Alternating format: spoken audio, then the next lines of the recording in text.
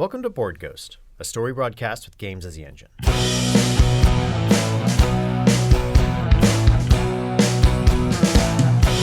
If living is a highway, then heaven is a bus stop.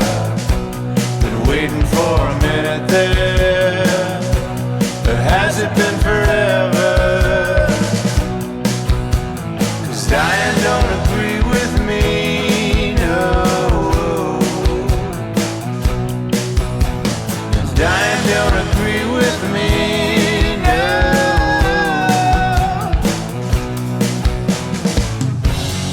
All you board ghosts, come with me, we're going home. We believe you're out there, hungry for stories for shared experiences. We can't see you, can't hear you, yet we will play for you. This night's offering is a continuation of our game of Fiasco, the Beast of Sucker Creek. To learn more about how we generated our story using the game of Fiasco, go listen to our Fiasco episode primer. And you can go pick up a Fiasco for yourselves on Bully Pulpit Games or go to your local game store where you can also get the dice and the camaraderie that comes with friendly local game stores. Our humble players, myself, John Holt. With you as always, me, Ken Breese. Hey, everybody. Nice to be back again. And our returning guests. Hi, it's Pat Cartelli. And Lauren Bilanko. All right. So our grid, real quick. Why don't we start, Lauren, why don't you start us off by describing your character and what's kind of happened so far? So Josie Dynamite is the star of the Monster Hunters on the Rico Network. Huzzah! Huzzah! She is reunited with her sister Esther, who's quite older than her and still maintains the family hog ranch. And she's trying to produce the finale of the season and really go after the family.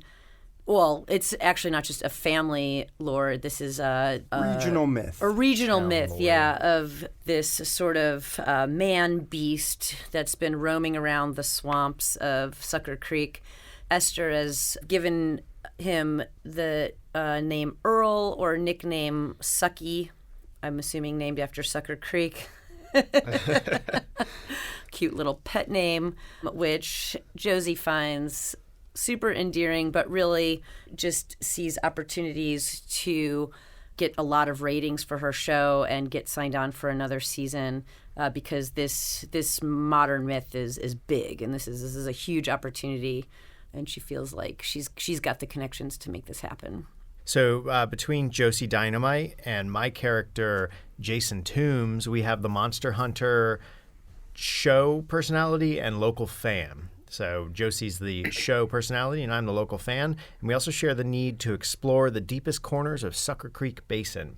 So Jason Tooms is riding on his parents' or his family legacy in this town. They seem to have some of the industry, have some of the town in their pocket. They've gotten him out of trouble with some money. He lives above the garage, and he is hoping to leverage the town myth to and use Josie's camera to elevate himself out of this town and maybe out from under the thumb of the Tooms and the Toom legacy, or to allow him to fulfill what be not the failure that his father calls him to be. And he shares a relationship of troublemakers with Patrick's character. We one of us brings a beer, the other brings the rifles, and we also have a object that hasn't come into play yet, the chump hunting business card reading swamp expert. Uh-huh. And last time Jason went out to Esther's, probably on some family business, and didn't go so well. So he fell back a little bit and had a flashback to a darker time and woke up smelling a smoke in the middle of the swamp. As a possible arsonist. Perhaps. All right. And so again, his drinking and gun buddy, perhaps in better times ish, was in the past. Patrick's character Gary Dunhill.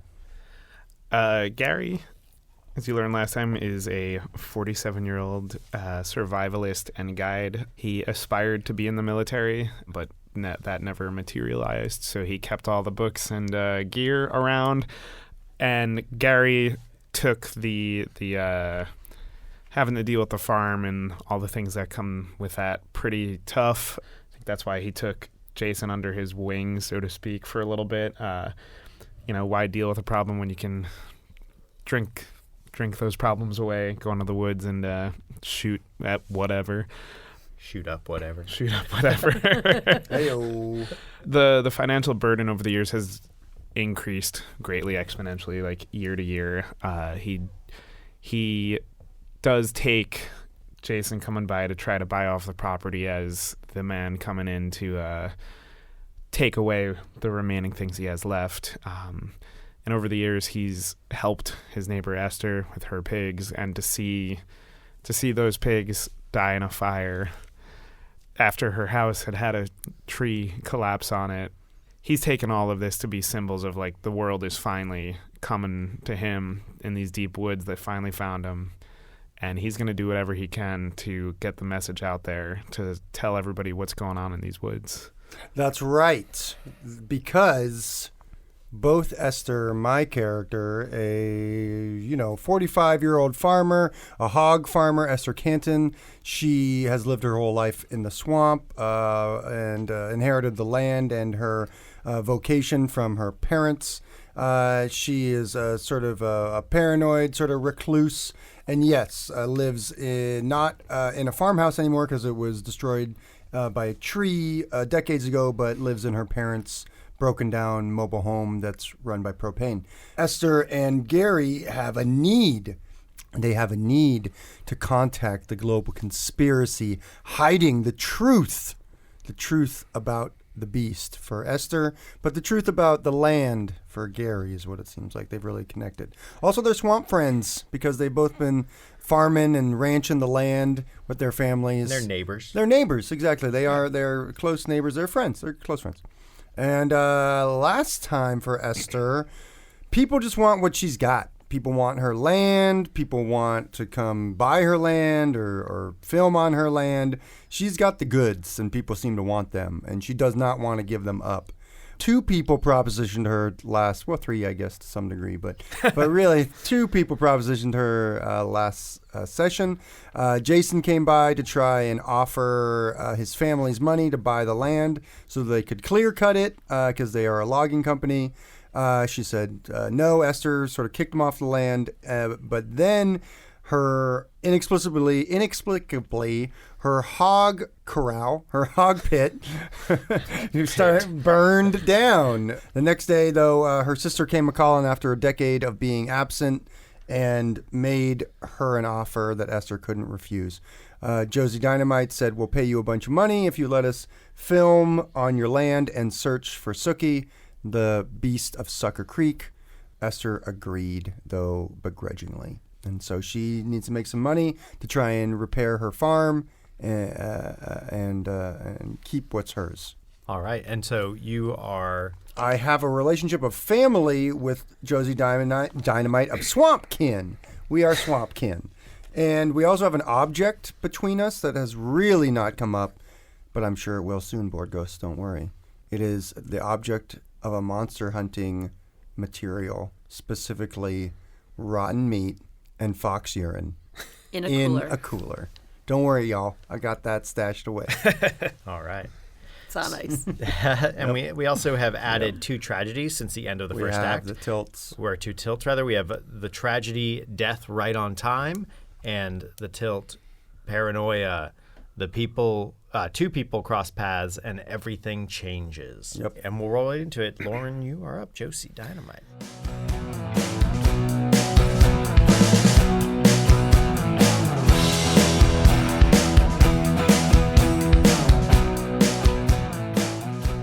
Gary, gets invited over for dinner. Okay, so it's the three of us? Well, she doesn't have to have a conversation at dinner, but that's just like how she connected with you, Gary.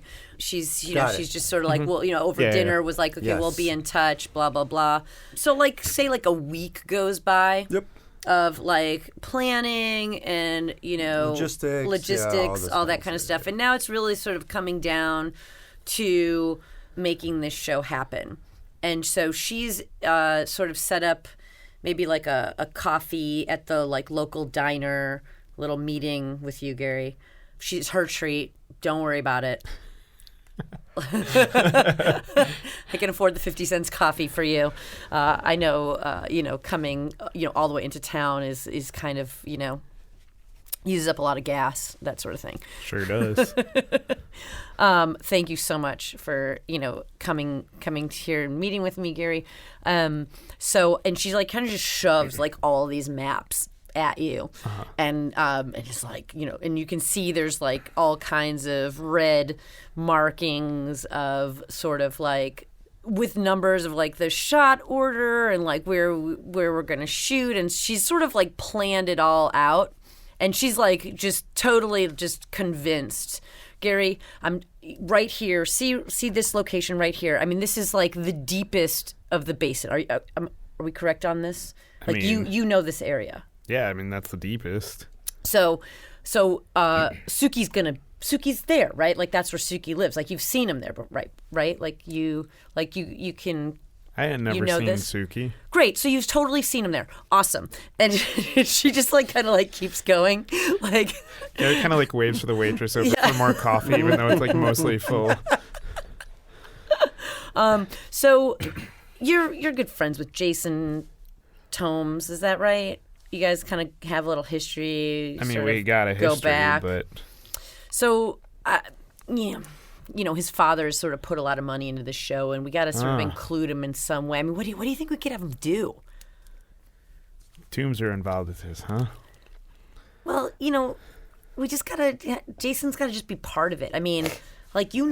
Like, what is he good at? Like, does he have any skills? Can he do anything? Like how could he we want to find Suki. Like, what do you think? How can we involve him?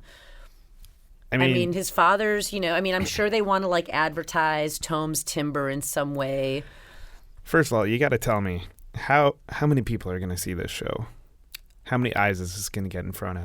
Well, I mean, this is the season finale, and they're, normally it just airs on the local cable channel, but for the season finale, this is going to be going nationwide. I mean, we're talking time, or like we're talking Discovery Channel, History Channel. I mean, hopefully it'll get picked up by the Sci-Fi Network after that. And at this time, you can see that he's sort of is out now, actually looking at the maps and sort of like pushing them around, and like he pushes away the ones that are like just extraneous or just like there's nothing there, and he's sort of focused on like 3 or 4 of the maps, and he goes, yeah, I think we can get Jason to come out with us. I've been out in the woods with him. He's good for tracking. Okay, great. So I could just like coin it as Gary, Jason are our guides, and they're gonna lead us to Suki, to the great mythical monster of Sucker Creek. So long as I get myself some camera time. Absolutely. 100%. I mean, like, you're definitely going to be side by side with me. We'll make sure. I mean, obviously the cameras are going to be pointed at me most of the time. So, maybe you could be just sort of a little bit behind me so it can catch, that kind of peripheral. But yeah, absolutely. Like, I think, this would be a great opportunity for I think it would be great, you and all your gear, like really showing kind of like how we survive in the swamp. Like, that's going to make me look really good for this like monster hunter kind of. He's just like not listening to most of this. Maybe you have looking at the map. I think by this point he's sort of like focused in on one map, and it's a map that you've marked, but probably the least. Right. Like, and I'm like, no. And I'm like gathering up the other maps, like, okay, so we're all good on this. And he's like, yeah, sure. So you going to get in touch with the Tooms boy, or is that going to be me? Well, we can have the producer on the show, arrange, I mean, he's going to get a call sheet and everything. But yeah, I think like, maybe you should go over some things with him about sort of what to expect. Like, I just don't, I mean, he's been in so much trouble, and like, I'm just kind of worried about his reputation. I mean, we need to make sure that we really, make sure that he can be representing Tooms Timber as our sponsor. Very sponsors, sort of course, yes. sponsors. Mm-hmm. So, I mean, if you'd like me to be involved, I'm happy to. But if you feel like you could handle this, and we can, He takes a big swig of his coffee. And goes, I'll talk to him. Okay, great, excellent. Cool. The scene ended positively.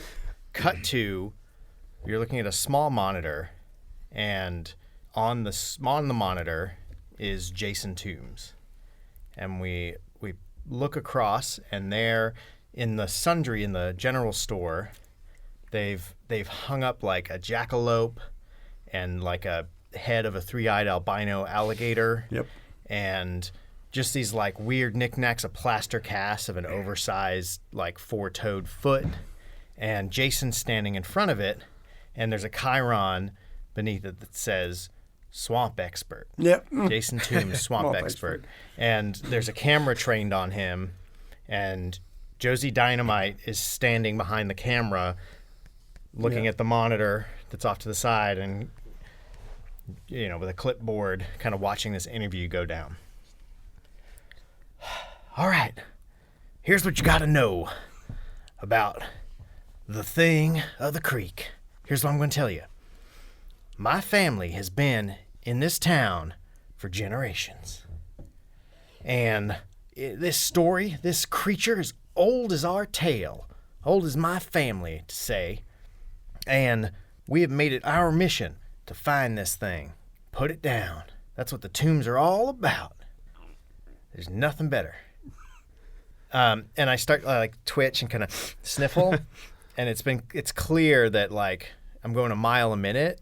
You got a little blood on the tissue. And I'm like a little like, I start stumbling over my words, and I'm talking really fast, and like, you got to understand that it's really dangerous out there, and oh my God, like this thing, you watch out.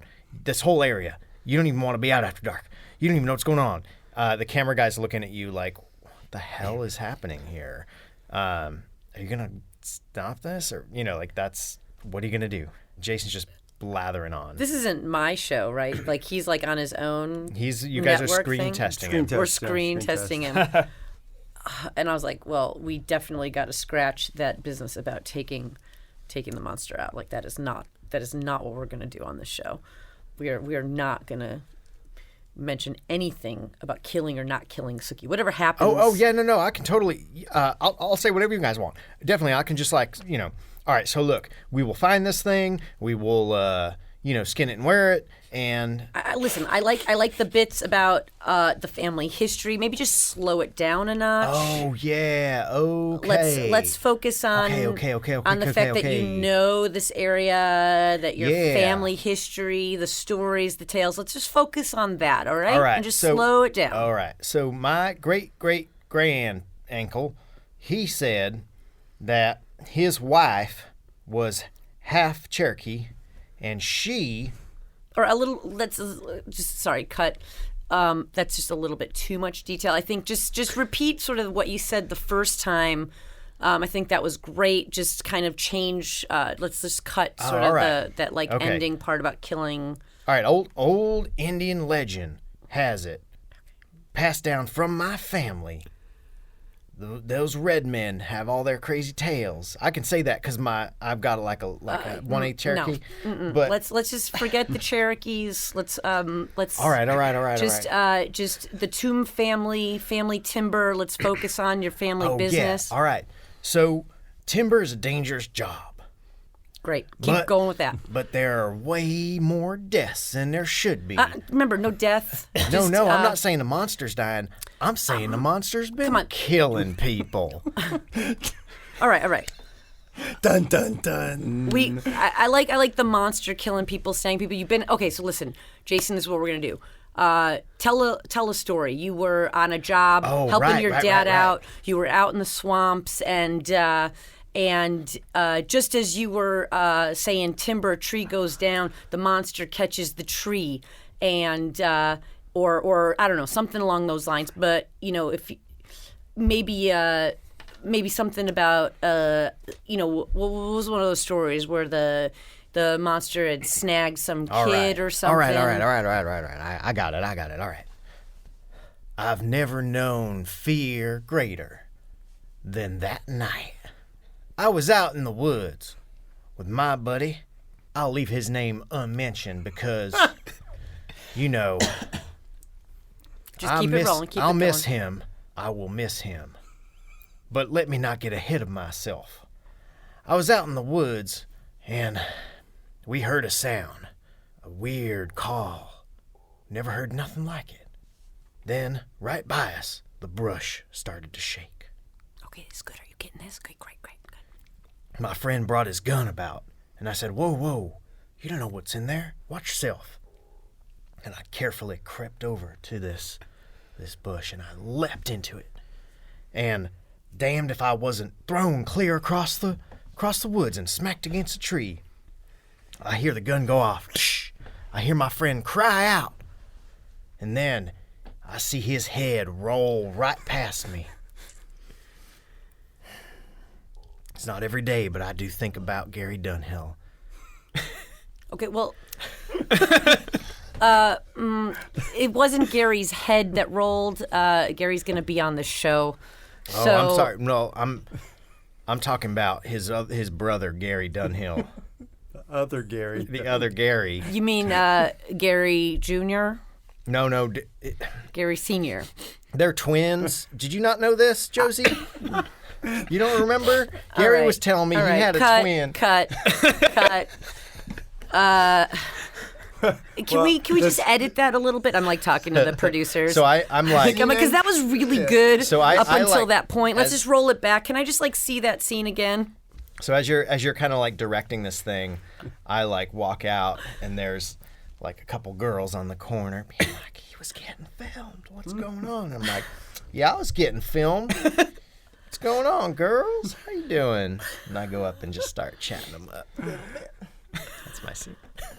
It does end well for him. It does definitely ends well for you and Yeah. poorly for me. This is your you're all- scene, you're so all, you "I'm get the Jason green die. Tooms, Yeah. Monster Oh, you Hunter." take- Yeah, we already gave it to Oh, him. you already Yeah, gave it to him. They Okay. hooked me up. Gary's been sitting at home for a while thinking about the meeting at the diner, and he's got that one specific map seared into his head, and he knows what he has to do. He knows how many people are going to see this show. So Gary heads out to his truck. It's a rusty old pickup truck. It's got a rusted, probably about a foot wide hole in one of the doors, and you can kind of tell there's some buckshot still stuck in it, but also like it's falling apart. And he, at a more leisurely pace, drives down to the Tooms household. He leaves his guns in the car. Definitely has a hatchet on his belt. And he walks up to the door of the garage, sort of raps on the door as hard as he can. Hey, Jason, you up there? You awake? You hear some like rustling and giggling. And Jason leans out the window with his shirt off. He's like, hey, Gary, what are you doing, brother? Listen, Jason, I think we gotta talk. Oh, man, all right. Well, all right.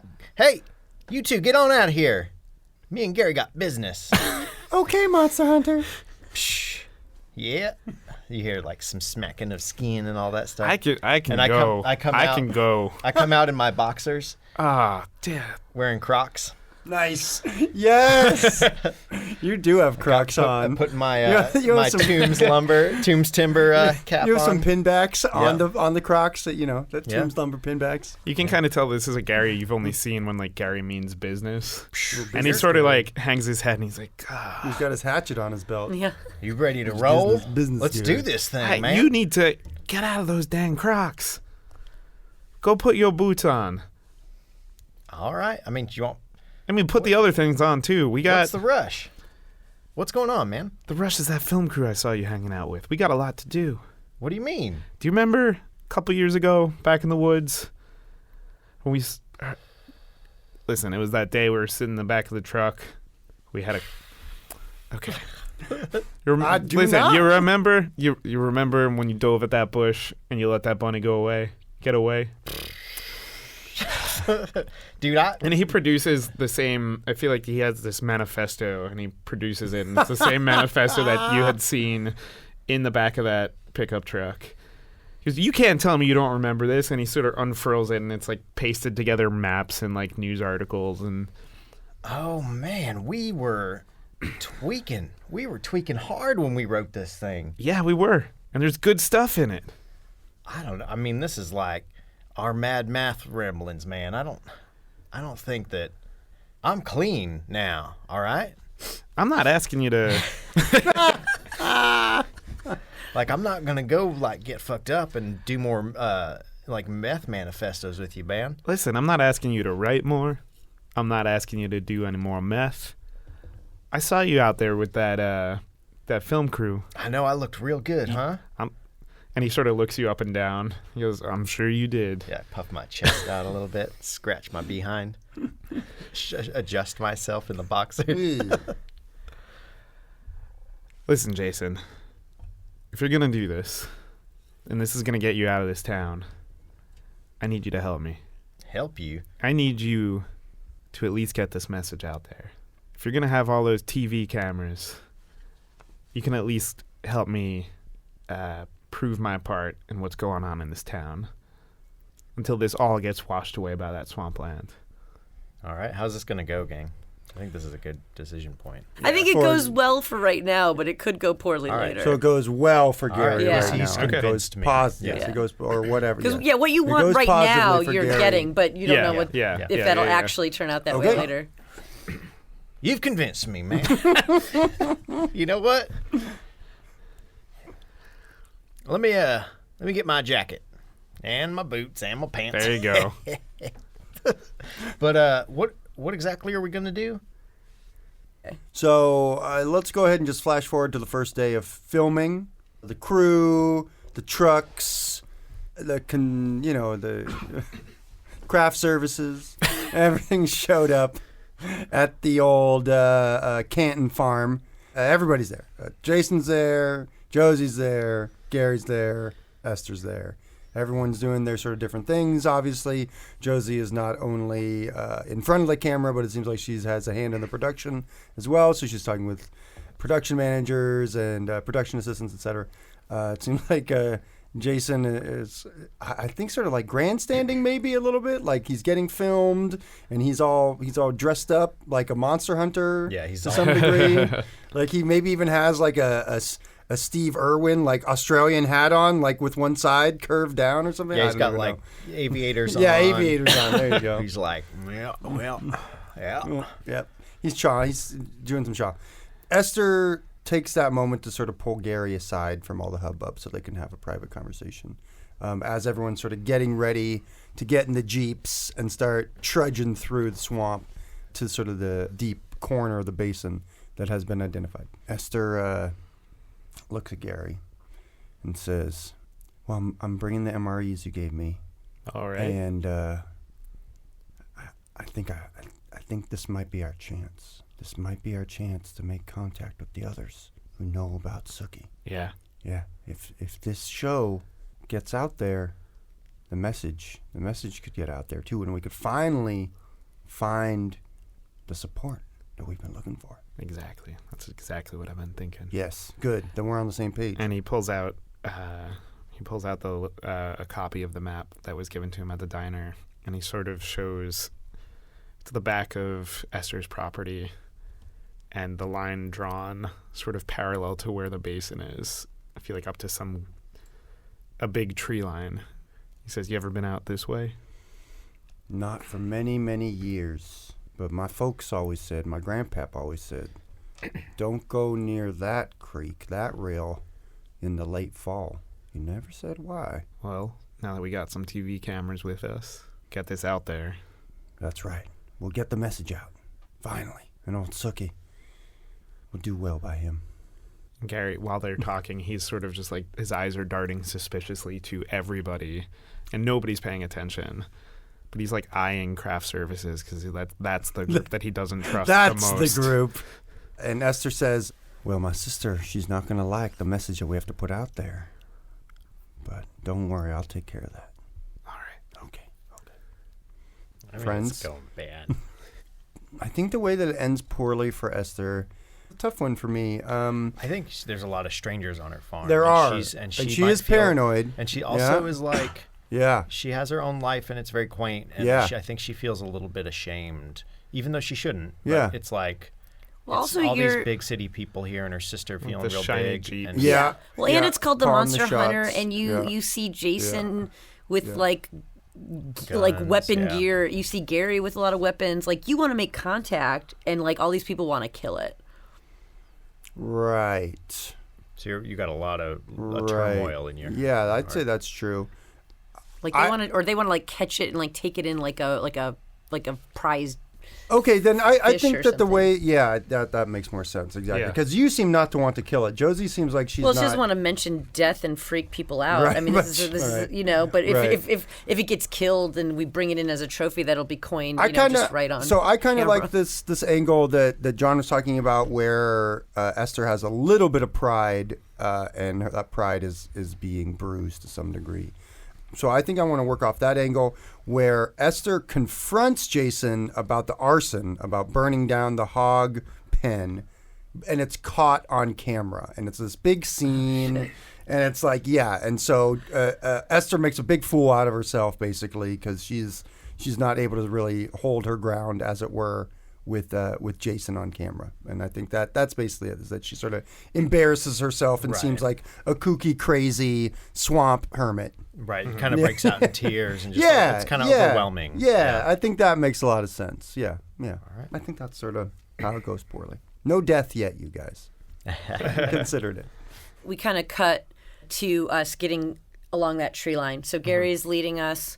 Yeah. Are we on foot? Are we on jeeps? Well, I think we've driven the jeeps in, and now we've gotten out, and we're heading in on foot. Yeah. And so like the crew is like sort of gearing up to get all their unhooking everything from the sides of the cars, and you're sort of getting more mobilized, or maybe like most of the crew's kind of hanging back, and we're going in with just like one camera and one sound guy. We're sort of following like Gary's lead, sort of heading in. I think you got like the map out or whatever. Or you don't need the map. I don't know. Something. Jason, you're sort of constantly trying to like cut into like the camera angle or something. You know what I mean? Right. So like I'm like, kind of talking and sort of narrating, okay, so we're all following Gary now, and we're kind of heading into this area, and like maybe I like go to show it like on the map, and then you just kind of like get in front of the camera, and I'm just like and start sort of doing some spiel about like how you've been here before. Yeah, you got to watch out for these kind of trees. They got snakes in them, no doubt. So you just got to be careful. Don't stand too close to that. Oh, that's a patch of quick mud. Be careful there. You lose a shoe, if not a whole hog. Right, Esther? Yeah.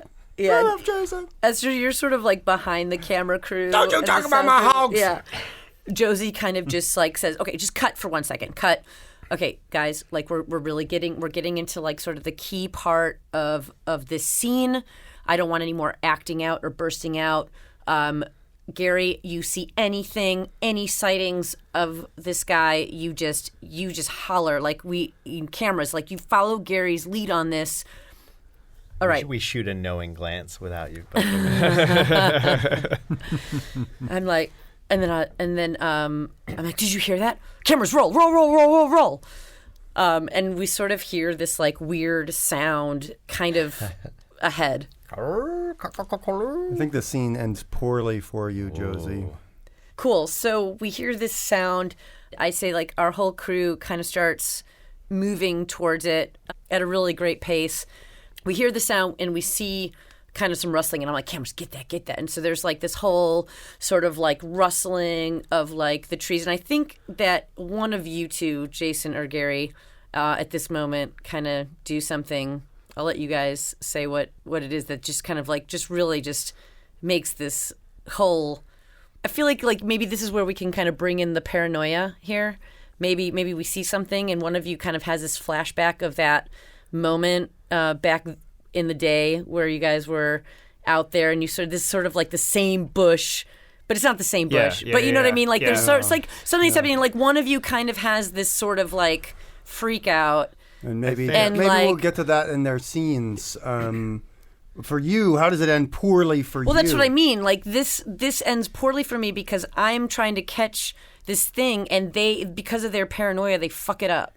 Like we don't catch it. Like it's like a near catch. We like I go in. So maybe it's even this. Like you're right. Like you've got the camera on this bush. Like you've kind of like gotten real close. It's like you've kept it real, like just to a couple people. You're on like tenterhooks. You're like, this is it. This is like money right here. And that's when like, watch out! Right. Jason just comes like barreling down the path, like, and past you, and Gary is hot on his heels, like, what the hell are you doing, Tooms? And it's like chasing with a loaded rifle. And you dive tackle Tooms, and the two of you just tumble into this bush, and like... And the camera's like, trying to catch anything, but we're like too far behind you. You guys ran too far ahead. We can't see anything. All I'm hearing is all these noises. I'm like, we're fucking missing it. Move, get in there. And a skunk like leaps out and runs right towards you and the cameraman, and just... I was like, did you get that? Sprays all over. But I'm going to say that Josie really thinks that this was, like, she didn't see the skunk, she didn't smell the spray. She thinks that you guys stupidly scared it off. Or maybe that really is the negative effect, is that this thing is now here looming over you guys or something. Like this is becoming a true thing that's there. No, or the bad thing is that you lost it. She didn't get what she wanted. Yeah. Well, I mean, she whether it is or not, right? Like she believes that it was here. She missed her shot, and we missed our shot because these two couldn't fucking keep it together. Yeah, perfect. All right. And the paranoia does come in there to some degree. As we're going deeper, something starts to weigh on Tooms, and there's like a perceptible change in him. And Josie is kind of miffed and trying, like, really focused on like producing her show and like running her segments and kind of getting the right stuff. Like you're very involved in this. And Gary is kind of like in his zone, just trying to figure stuff out. But Esther, like maybe because she was like a little more vulnerable right now, picks up on this shift in Jason. Yeah. And he's hanging back. And so he actually kind of like, as everyone's advancing forward deeper into this, he's like a little more hangdog and like glancing around nervously. There's like something has attached to him and touched him. Mm-hmm. And she's in the back as well, sort of been falling behind everyone, trying to sort of stay out of the way. She's still dressed in her galoshes and her poncho and has her seed pouch sort of on her belt, looking very homely. She says, you can smell him now, can't you? He's close. Look, I don't know what's going on, but I know that you haven't had your head screwed on right since I ever saw you born. And maybe being out here, you're finally going to get a view of something real, something true. I don't know. Let me tell you. Let me tell you. This swamp and Sookie, you've been here before even any human's been in this land. You've been protecting and walking this land since the dinosaurs. Listen, Esther, I know we've had some words. He knows the ways of the swamp. Listen. He knows the ways of your heart. No, look, things are, I don't know what's going to go on out here, but you got to know, like, we don't want to strip this land of yours. My dad wants to purchase this stuff. He really wants this basin bad. Oh, sweet, sweet Jason. This is much larger than you could ever imagine. That's what I'm saying. He doesn't want to. Look, everything we've touched, we've torn down. That's why I hate this land. I hate this name. I hate being a Tooms. It's nothing. I've tried to destroy myself, tried to get out from under it, but I don't know. There's a reason why my pappy doesn't want to destroy this land, for the reason why the Tooms have been trying to get this land off the Cantons for so long. I don't know. Something's not sitting well with me here. The government knows. They've been protecting it, hiding it. They've been looking for Sookie, too. I wouldn't even be surprised if one of these cameramen is a CIA, NSA, Homeland Security. I don't know, Esther. That's FBI. That's a little much. I think it's smaller. I don't know. I think it's closer. Border Patrol. I think it's closer to us than that. ICE. You've been out here too long alone. I don't know, maybe... I don't know, Esther. Did you hear that? I told you he's close. And he's coming. And he's going to show us everything we need to see. Oh, no. All right, so how's this going to go for old Jason? Not good. He hears a shriek, like a strange howl, and whatever's got him like off kilter, he books it down the path away from everybody, and pretty soon finds himself kind of wandering in the depths off the path, in the depths of the swamp, without a kind of sludging or like trudging and sludging his way through. Yeah, he runs off, people's shouts sort of following him into the mist and the fog of the swamp as he's just sort of swallowed up by it and loses himself. Yeah, he's out in the out there in the swamp. He's out there, just kind of madly wending his way through, pulling himself through the muck and the slime stuff. I will do a simultaneous. As this is happening. Yes. We haven't had one of those in a while. Gary does hear some of this go down, but he, in trying to like figure out where he is and like explore this territory, he's realizing that he's never been this far out, and he's sort of fascinated by the woods and the quiet that's come over and the wind that you can hear through the trees that starts to hear like sound like voices, and he's a little mystified by that. He's also having some meth flashbacks, so he's sort of like, this anxiety that he hadn't had for a long time is coming back, and he's just sort of locking up. And he hears everybody chasing after Jason, and he's sort of a little bit further down the trail than everybody else, and the camera people aren't paying attention. And he looks down at his compass, and he's been able to keep track of this trail. There's no paved trail. It's just the route that he was planning on getting to this point of interest he had always imagined that's on this map. And as he steps further and further into the woods, then the needle on the compass was facing north. And as he takes the steps, it starts to flutter and flutter and flutter. And then it just starts to spin randomly. And no matter what he does, he even puts it on the ground and the compass isn't stopping. And so he sort of pushes away some of the dirt on the ground, and there's like rock probably about an inch under, and in that rock you can see that there's these strains of just like iron. Yeah. And he turns around to look to see where the crew went, and this mist has come in, and the mist is silencing the woods, and Gary's standing there feeling lost. And so then he decides that he's going to keep on with or without the camera crew, and he starts walking further into the woods. Cool. How's this going to go for him? Bad dice. I agree. I know. That's what I agree. It goes poorly for Gary. Uh-oh. It goes poorly for Gary.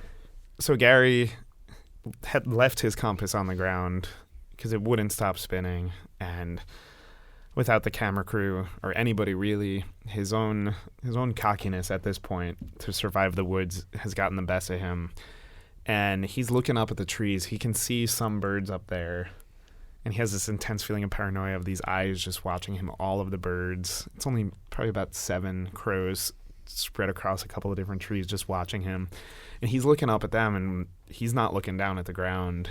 And as he's walking, he takes a step, and it's a misstep. And this hill, there's actually a crack in the hill because it's a big boulder that they're walking across. And he hits that and goes tumbling down the side. And I'd say he rolls probably about 50 feet down this hill and crashes into the side of a tree in a bush. And he's still alive, but he's kind of hurting and disoriented. Banged up, disoriented, Yeah. Sure. Cool. So Gary, does his gun go off? Yeah, I think probably about halfway down, as he's tumbling, it goes off and luckily just sort of shoots off into the sky. Sure. And you can see some like leaves kind of burst and the birds kind of fly away, and then that silence returns. Definitely. He is conscious, though. Is that right? Yeah. Okay. He's groggy, but conscious. Yeah, he's a little beat up. Wind knocked out of him, bruised. It sounds to me like the way that the scene is going right now is that it was sort of like that classic safari bush line of explorers, like walking single file, basically, through this swamp. There were only maybe a half a dozen of us, as the case may be. And then we're starting to sort of get separated.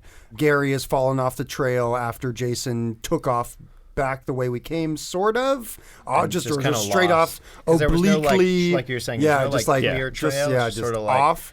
So it sounds like people are sort of running after Jason at this point. They're just hollering after him. Hollering after him. Because they don't, exactly. They've stopped. Too clear, they've especially stopped with the fog and they've the hollered. Bush. So Jason runs off one way. Gary falls off the other way. Josie and Esther are left over. And that is the point at which Esther sort of migrates near to Josie and takes her by sort of the forearms, if you will, sort of grasping onto her, and looks at her and says, "Josephine, Sook is here." And with that, everyone hears like as like this sort of huge sort of lumbering creature starts to just pound its way through the swamp. And everyone's like looking around as they're hearing this noise, and this lumbering creature that seems to be like a mix between some sort of prehistoric warthog and like Cro-Magnon man is like smushed together and is just like charging this group of people, this like clump of humans, and just starts just goring through it and just tackling people and stomping people and just like tearing through people. How does the scene end for my character? It goes good because we just have one good guy. It goes well for Esther. So I think in all this madness, Esther yells out, "Earl, finally!" That's when tragedy strikes. And death comes right on time for someone, as I think Earl, Sookie, gores Esther in the chest and basically throws her aside. Thankfully, I don't think Esther's dead yet, but someone else is, who sort of throws themselves to try and save the old woman, or the older woman, as the case may be. So Esther's gored and bleeding somewhere in the swamp, and that's sort of where the scene ends. How does that end well? Did you I'm not dead. You're not dead, okay. Everyone else is. I think most other people are dead who were there. I don't know about Josie, obviously, but in the chaos of it all, the chaos and the blood. I guess we'll let the dice decide. Yeah. All right, so now what we do is we go to our aftermath. So everyone rolls the dice they've got. Savage, as in something is broken or mashed. Maybe you've got a permanent limp and a bad reputation, plus you totally fail. Oh. 1 black eye. Horrible. You're probably dead. Other people, probably innocent people, are as well. There is no justice. There is no mercy. Everything is utterly, painfully screwed, and it is all of it, your fault. Dreadful. You are certainly dead. Probably from a self-inflicted wound. Nice. People you care about are also probably dead. Maybe through your own stupid, ugly failure. To say that you fucked up is an insult to fucked upness. You have redefined the term. Nice. Well done. I think this all makes very good sense. I got a positive 2. Yeah, it doesn't. We're all screwed at the end. This is just a fiasco. A positive 2, merciless. You might not be dead on the outside, but you sure as hell are dead on the inside. The emotional or mental wounds you have suffered will never heal. The future is a brick wall. All right. Bleak. So now we're going to use our dice and tell sort of little mini scenes as a little montage out. Yeah, our montage, our epilogue. Using the aftermath as a guide for that. Okay, cool. So Josie, she's just like hammering to get the camera crew to film Sookie, as Sookie's like, coming in, and she's like, yeah, that's great. And then the first one just gets like swooped up with the claws and like tossed up in a tree. And she's like, keep rolling, keep rolling. And this is going good so far. Okay. She's getting the shot. All right. Very good. So we flash back Yes. before Sookie revealed themselves, and you see Jason Tooms just blindly flailing as he kind of wanders through the swamp and kind of finds himself on dry ground in this beaten clearing. This fog kind of clears, and this like eye high, like shoulder high, like cute as a button hog thing. Yeah. Waddles up. He's like, wait, wait, wait, wait, wait, wait, wait. And he's like, what in the hell? And shoots it straight in the face. Oh, no! Nope. And he's like, I caught it. Another gunshot goes off. Oh, and somewhere in the then swamp. you hear like a like a roar, and a thing comes like thundering after that. But I'm gonna flashback Okay. 20 Do years. it. 20 years flashback. This was So at this point, Jason is 7. Josie's No. 8, Oh yeah. Josie oh, yeah, is yeah, 8. Yeah, yeah. and you're Jason's age. And you're 27. and this is And Esther's a lovely 22. still neighbors. So neighbors.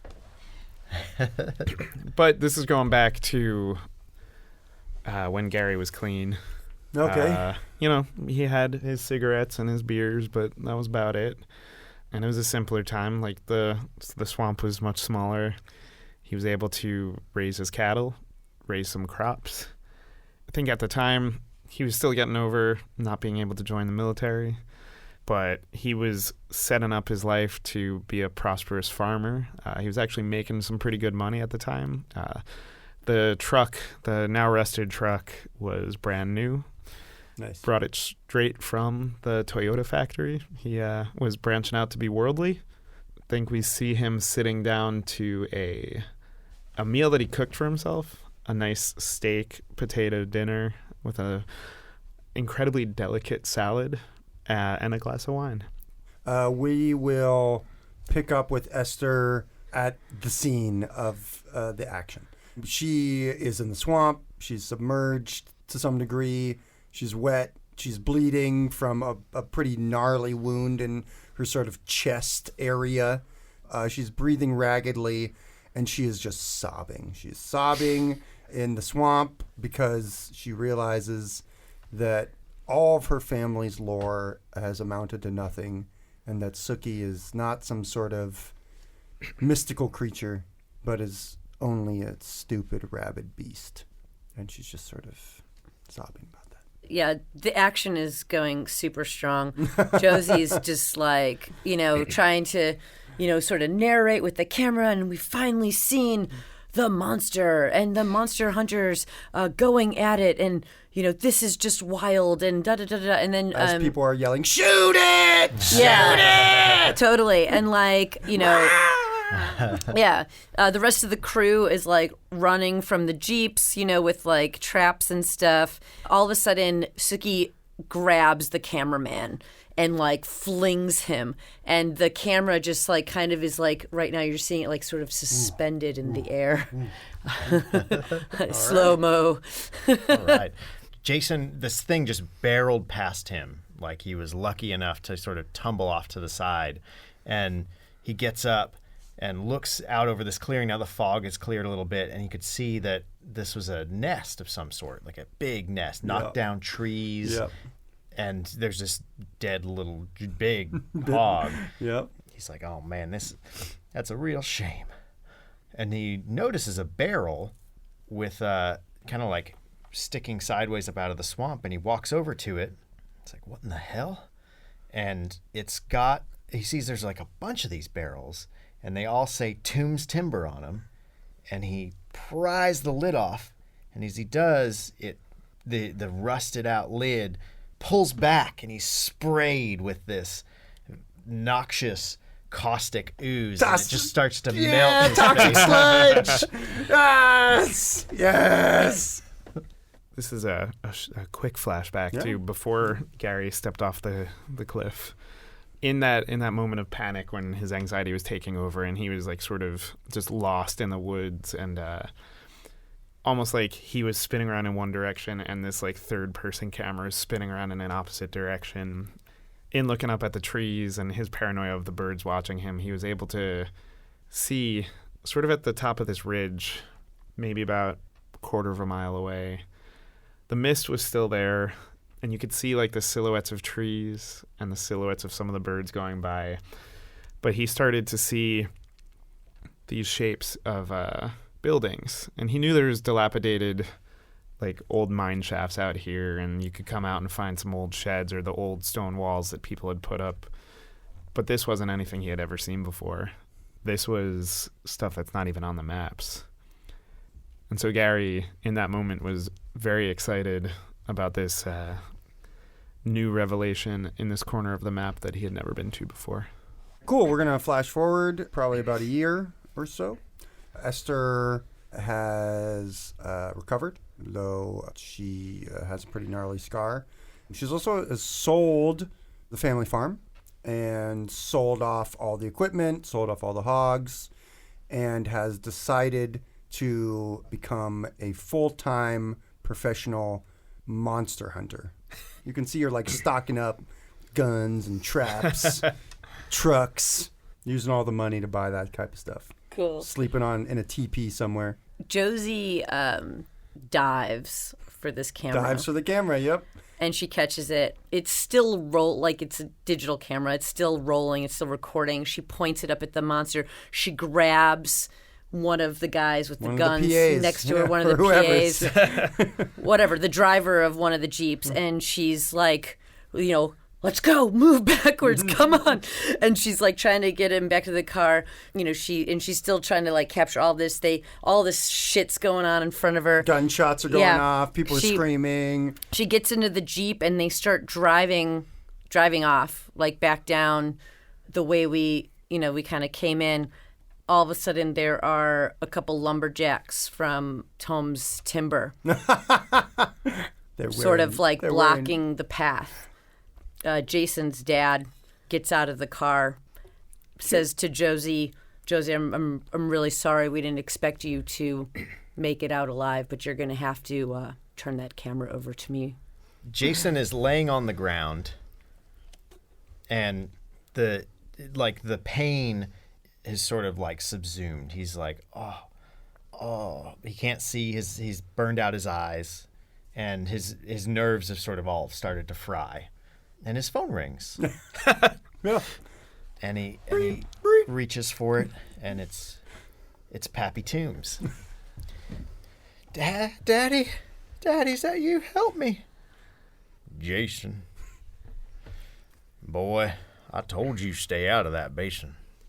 I know you can't say I didn't warn you, boy. Where you at? I don't know. I found a barrel of some stuff. It's all over me. Daddy, I can't see. Well, there are certain things I was told to do should anyone ever tamper with this area. I'm sorry, boy. Good luck to you. And he hangs up the phone. Gary and Esther are walking through the woods one night. Another flashback.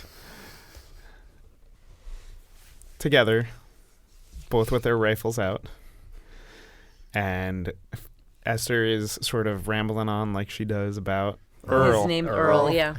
And she's just going on and on about Earl. And Gary's just standing there just thinking to himself, one day she's going to talk about me like she talks about Earl. And they're walking through the woods, and it's on this is a more established road. It's a dirt road with some tall pine trees on the side. And it's the route that they would walk probably about once a week. And it was definitely Gary just trying to appease Esther. He never really believed in this monster, but he liked Esther, so he figured he'd go out for a walk. Just them two, their rifles, and the moonlight. My next scene is Esther finding success as a monster hunter, not in killing monsters, but in proving hoaxes wrong. So she starts traveling around the country, debunking people. That's right. We flash to the near future. There are just news flash. Our season of Monster Hunters is canceled. Josie Dynamite is a fraud. Blah, blah, blah, blah. Her entire career is being torn down by the media.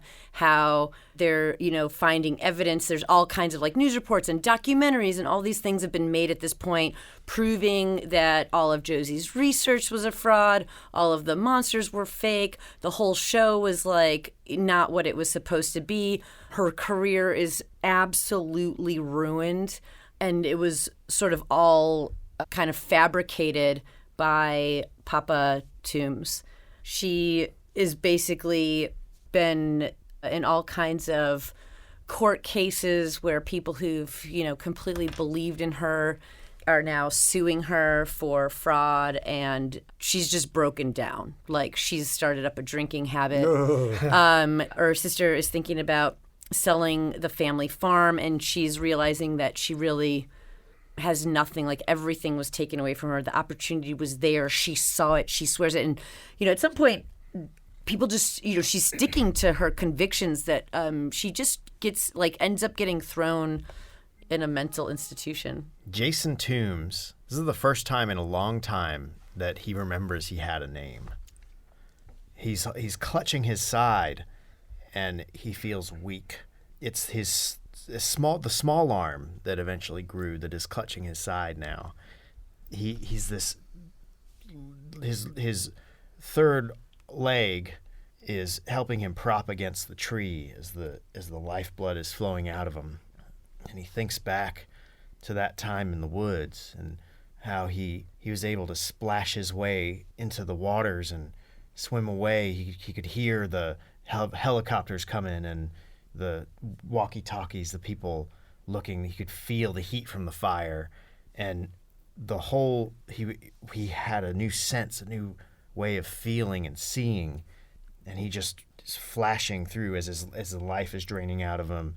He's flashing through the thing that he became, and as he just went and retreated into the woods, and he would only come out to feed on the cattle of the ranchers in and around the swamp. But he was too slow this time, and he got shot, and he bleeds out. And there in the woods, the mud just starts to swallow him. This misshapen lump with vestigial arms and extra mouths. And that's it for Tooms. That's it. So Gary's laying at the bottom of this cliff, his side sort of beat up from the tree he hit. The gun barrel's still smoking. And he can tell he's fractured part of his leg. And so he does what he can to gather up some sticks, and he's able to tie a splint onto his leg and sort of hoist himself up. It hurts, but he's able to do it, and he's got his gun, and he makes sure he's got something in the chamber. And ignoring all other signs, he's able to sort of discern which direction he needs to be heading, because at this point it's, why bother? Just, I need to get out. I need to make sure my friends are okay. And that's the first time he's used that word in years. And he's hobbling along through the woods, just sort of pushing and parting the bushes. And that dreadful silence is falling over everything. And he can hear, his hearing's a little off. When that gun went off, it's sort of, it went off too close to his head and it's ringing. But he can hear the throbbing of just chaos on the horizon. And it takes him probably about 30 minutes to get to where everybody else is, or at least the scattered masses of where everybody is, or the parts of them are. And he's trudging through the woods, and that's when he comes across where Esther had sort of skid across the swamp. And in his state and the way she looks, he thinks she's dead. And he looks down, and he's probably about 20 feet from her at this point, but all he sees is the blood pouring out. And he goes to scream, but he doesn't have the energy to do it. But what he does do is he drops the rifle and he starts running for her to try to take care of her one last time. And that's when Suki just comes out of nowhere and just like pounces over, just through the air, and tackles him. And when Suki tackles him, mouth open, the teeth, the razor sharp teeth, cut through him clean and just cut right through his torso, and his head goes flying. And his head's the only part that lands on like solid land and goes rolling down.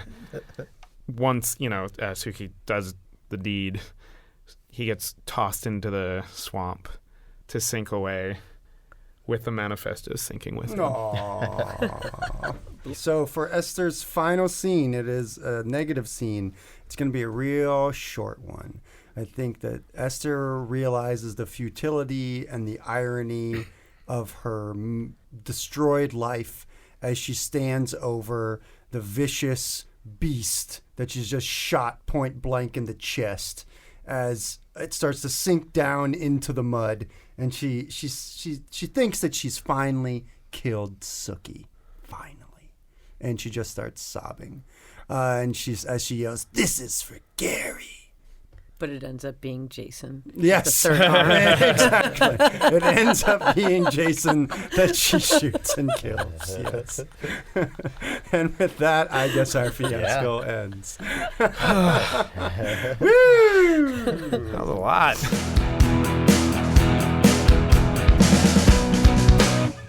With that, our story ends. We will return again with a new tale to spin to dare to entertain. I was one of your players, John Holt. You can find me on Twitter at LoreJoho and on Instagram at board_ghost. And you can listen to my other podcast, New to You Show, at newtoyoushow.com and on iTunes.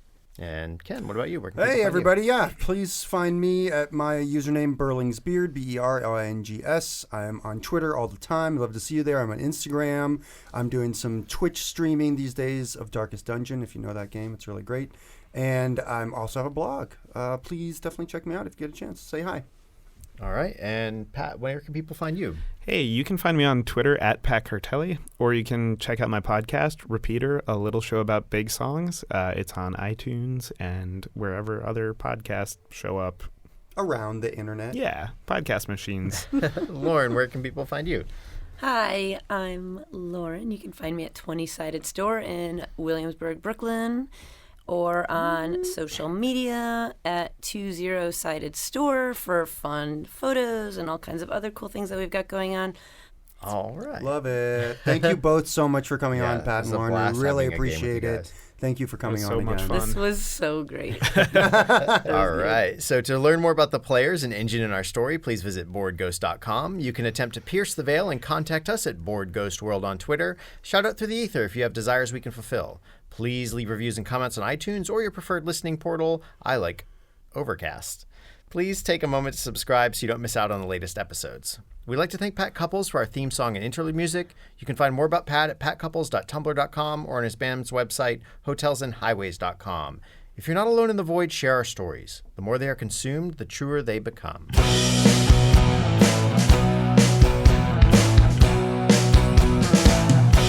If living is a highway, then heaven is a bus stop.